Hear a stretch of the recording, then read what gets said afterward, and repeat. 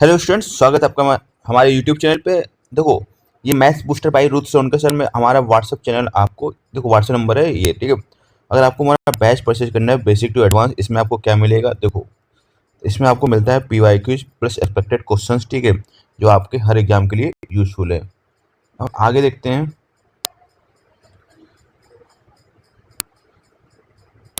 तो इसमें क्या है, शॉर्ट ट्रिक्स मिलेगी आपको, कॉन्सेप्ट क्लैरिटी मिलेगी, डेली प्रैक्टिस सेट मिलेगा, लाइव प्लस रिकॉर्डेड क्लासेस मिलेंगी और डाउट सपोर्ट मिलेगा, ठीक है। प्राइस केवल है 499। चलिए शुरू करते हैं ओली बोर्ड के क्वेश्चन, ठीक है। देखो रहा क्वेश्चन क्या कह रहा है भाई।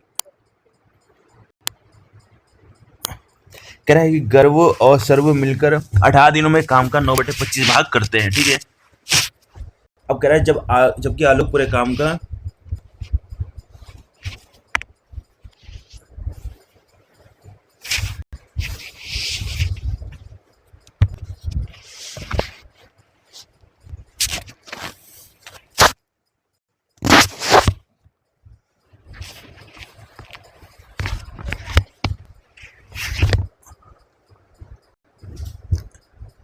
ठीक है, आलोक पूरे काम को 300 दिनों में पूरा करता है, ठीक है।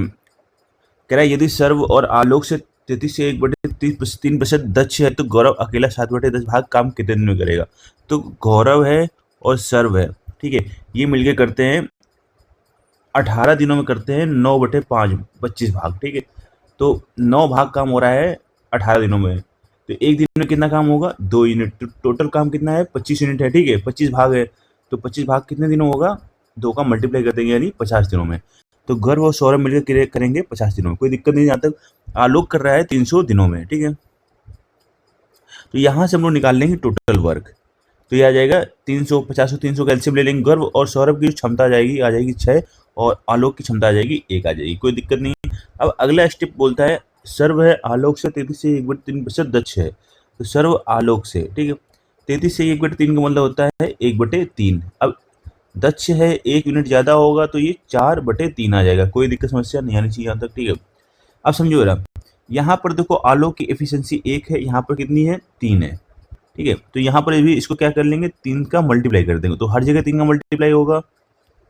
तो अब सारी चीज़ें चेंज हो जाएंगी, टोटल वर्क अब हो जाएगा 900, और गौरव प्लस सौरभ सर्व की क्षमता हो जाएगी 18, और आलोक की क्षमता हो जाएगी 3 यूनिट। समझ में आ गया? तो हमसे पूछा गया है गर्व अकेले, तो गर्व की क्षमता निकालनी है हमें। तो सौरभ की क्षमता कितनी है? 4 यूनिट। तो गौरव और सर्व को मिला के 18 यूनिट है, इसकी वैल्यू है 4 यूनिट, तो गर्व की वैल्यू कितनी हो जाएगी? 14 यूनिट। क्षमता कितनी आ जाएगी? 14 यूनिट, ठीक है। हमारे पास टोटल वर्क कितना है? 900। उसको कराना कितना है? 7/10 भाग, तो 7/10, ठीक है। और उसकी क्षमता कितनी है? 14। बस काटा पीटी मचा दो यार, 7 दूनी 14, 45। हमारा आंसर कितना आ जाएगा? 45 डेज। तो ऑप्शन नंबर ए करेक्ट हो जाएगा। तो अच्छा क्वेश्चन था।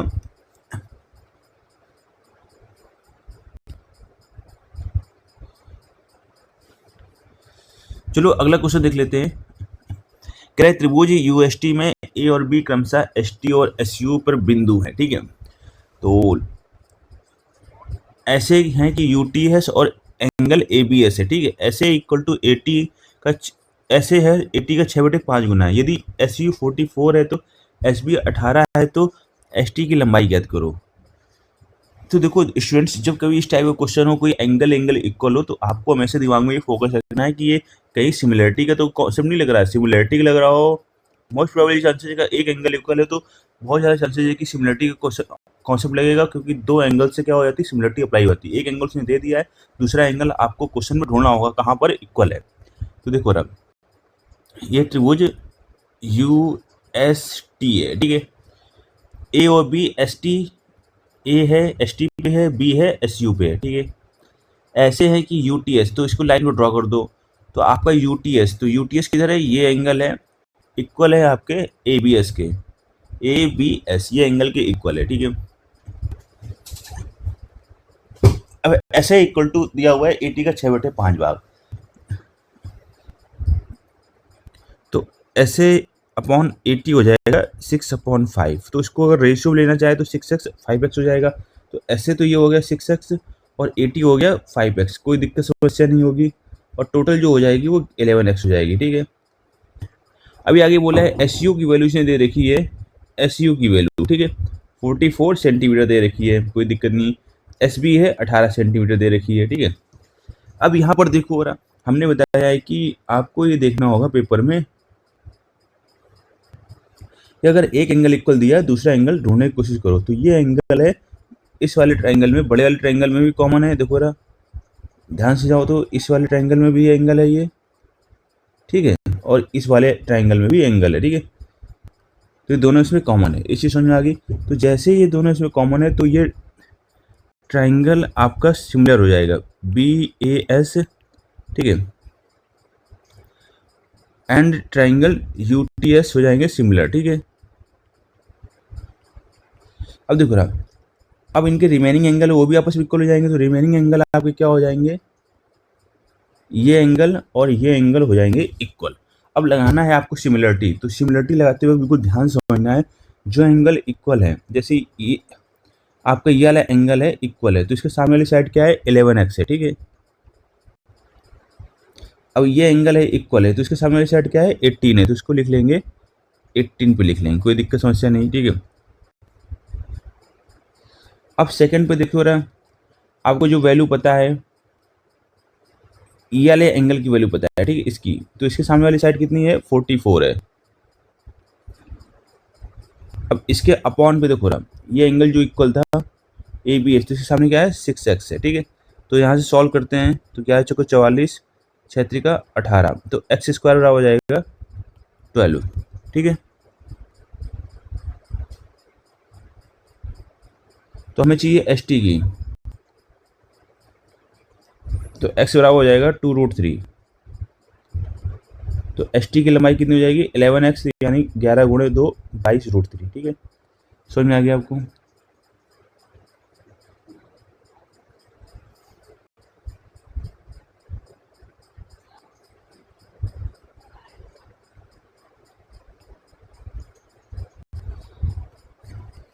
तो अगला क्वेश्चन नंबर 3 क्या कह रहा है कि दो क्रमागत 4 के गुणा संख्याओं के गुणनफल में न्यूनतम कौन सी धनात्मक संख्या जोड़ी जाए ताकि परिणाम एक पूर्ण वर्ग।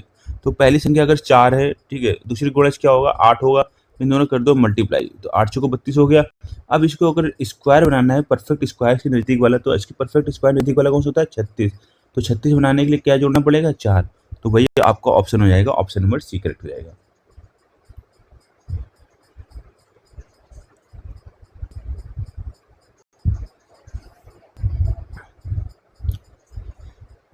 देखो अगला क्वेश्चन कह रहा है कि निम्न में से कौन सा मिश्र आवर्ती दशमलव है। तो मिश्र आवर्ती दशमलव वही नंबर होगा जो सेट पैटर्न पे रिपीट नहीं हो रहा होगा। ठीक है, ये तो खत्म ही जो हो जा रहा है, तो रिपीट होने की बात ही नहीं है। ये 1 2 पे रिपीट हो रहा है, ये 4 4 पे रिपीट हो रहा है, तो बस यही नंबर बचा है जो सेट पैटर्न पे रिपीट नहीं हो रहा। 5 0 रिपीट हुआ है बटे फिर 8 8 आने लगा, तो सेट पैटर्न पे रिपीट नहीं हो रहा है, तो यही आपका आंसर हो जाएगा। ठीक है, मिक्स फ्रैक्शन क्या होगी आपका, मिक्स्ड रिकरिंग डेसिमल क्या होगा, सेट पैटर्न पे जो रिपीट नहीं हो रहा होगा। अगला क्वेश्चन देखते हैं, कह रहा है कि चीनी के मूल्य में 28% की कमी होने पर एक व्यक्ति 240 में 4 किलोग्राम अधिक खरीदता है, तो मूल्य प्रति किलोग्राम ज्ञात कीजिए। ठीक है, मूल यानी मूल मतलब होता है पहले वाला मूल्य आपको निकालना है। ठीक है, तो अभी हम लोग करेंट प्राइस निकालते हैं, तो करंट प्राइस के लिए वर्तमान मूल्य की निकालने के लिए क्या करना है आपको, रुपए बटे वस्तु इंटू परसेंटेज कमी। ठीक है, अपॉन 100 करना होता है, इसी समझ आ रही है। तो देखो रहा,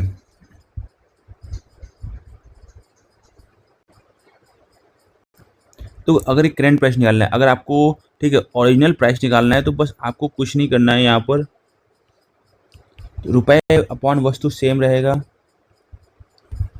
इनटू, ठीक है, जो आपकी प्रतिशत कमी है ये भी बिल्कुल सेम रहेगी, बस नीचे क्या करना है आपको 100 में से प्रतिशत कमी घटा के लिखनी होगी। ठीक है, तो यहाँ पर जो हमसे पूछा जा रहा है वो ओरिजिनल प्राइस पूछा जा रहा है, तो रुपए कितने हैं आपके पास 240 है, कितने किलोग्राम अधिक मिल रहा है 4 किलोग्राम। ठीक है, परसेंटेज कितने कमी आ रही है इसमें 28, अगर वृद्धि होगी तो ऊपर वृद्धि लिखेंगे। ठीक है, ये चीज़ रखेगा।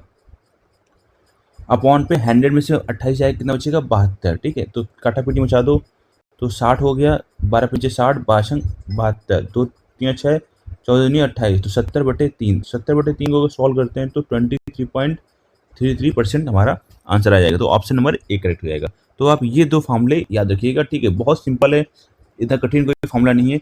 अगर करंट प्राइस पूछा जा रहा है तो रुपए बटे वस्तु इंटू परसेंटेज कमी अपॉन 100 करना है। 100 का मतलब क्या होता है, ठीक है, पहले वाली कीमत, ठीक है। ओरिजिनल प्राइस पूछा है तो आपको हमेशा घटा के लिखना है या बढ़ा के लिखना है, रुपए अपॉन वस्तु इंटू परसेंटेज कमी अपॉन। चलिए देख क्वेश्चन नंबर 6वां देखते हैं। क्वेश्चन नंबर 6वां क्या कह रहा है भाई, कह रहा है कि पी क्यू आर ने क्रमशः 6,8456 रुपये निवेश करके एक व्यवसाय शुरू किया। 4 माह बाद पी 2800 रुपये निकाल लेता है। अगले 6 माह बाद क्यू 4,000 रुपये निकाल लेता है। 1 वर्ष बाद पी का लाभ 750 है। तो क्यू और आर का संयुक्त लाभ ज्ञात करो। देखो यहाँ पर 3 खिलाड़ी हैं भाई, पी है, क्यू है और आर है।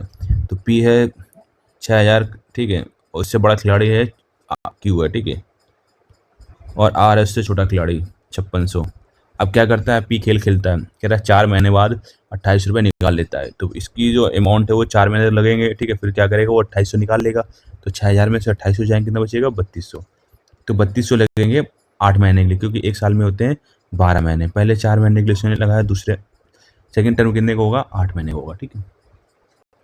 अब क्यू है, कह रहा है कि क्यू 8400 रुपये लगाता है, ठीक है, कह रहा है अगले 6 माह बाद, ठीक है, तो अगले 6 माह बाद, तो ये 4 माह बीत चुके हैं, फिर 6 हो गए 10 माह, तो 8400 लगेंगे, वो 10 माह के लिए लगेंगे, ठीक है। तो अब उसमें से क्या करता है, 4000 निकाल लेता है, तो बचे 4400। तो 4400 कितने महीने के लिए लगेंगे, केवल 2 महीनों के लिए, ठीक है। अब ये 5600 है पूरे 12 महीनों के लिए लगेंगे, क्योंकि और कोई जानकारी इसके बारे में दी नहीं गई है। तो कुछ तो हो, तो 2 जीरो से 2 जीरो भैया उड़ा दो, ठीक है। अब कुछ कटेगा, हाँ 4 से कट जाएगा, 4 से काट दो, 15 चौको, या सीधे 4 से 4 जा रहा है ना, 4 दूनी 8, ठीक है, 21 चौको 84, और कुछ कट रहा है 11 चौको 44, और 4 तियाँ 12, ठीक है। बस कर लो इसको मल्टीप्लाई, तो 60 और 64 124 हो गया, ठीक है। ये 21 दाम 210 और 11 दूनी 22, तो हो गया ये 232। अब आगे देखो, तिछंग 18, 3 15 16, ठीक है, तिछंग 18 16, ठीक है, 4 से काटोगे 4 तियाँ 12, 4 कम 4, 4 पंचे 20, 4 अट्ठे 32, 4 चौको 16, 4 दूनी 8। तो हमसे पेपर में दी गई है, क्वेश्चन में दी गई है 31 वाली वैल्यू। तो 31 वाली वैल्यू कितनी है, 7750 है। हमसे जो पूछी जा रही है क्यू प्लस आर की वैल्यू पूछी जा रही है। तो 58 2 60 40 100, तो इसको काटेंगे तो 31 दूनी 62 और 31 पंचे 155, तो 25,000 हमारा आंसर आ जाएगा। तो ऑप्शन नंबर बी करेक्ट हो जाएगा। तो अभी हम लोग क्या कोशिश ये करेंगे ना, यूपी पुलिस का ही भी, ठीक है, यूपी पुलिस वाला बैच, यूपी पुलिस का भी जो हम लोग अपलोड कर देंगे सॉल्यूशन, ठीक है, ये लाइव मॉक चल रहा है ओलीवुड का।